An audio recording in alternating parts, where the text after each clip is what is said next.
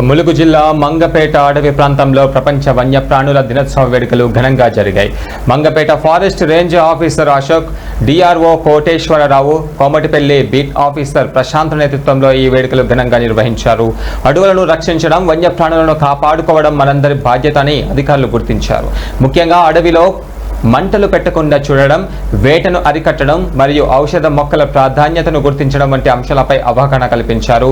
Mangapet forest office నుండి కమలాపురం వరకు భారీ బైక్ ర్యాలీ నిర్వహించి ప్రజల్లో చైతన్యం నింపారు. మల్లూరు ప్రాంత అడవిలో అధికారులు మరియు సిబ్బంది కాలినడకన పర్యటించి క్షేత్రస్థాయిలో అటవీ రక్షణ తీరును పరిశీలించారు. Malluru beat officer Rasheed, Rajapeta officer, జీన్స్ క్యాంప్ ఫారెస్ట్ సిబ్బంది ఈ కార్యక్రమంలో పాల్గొన్నారు.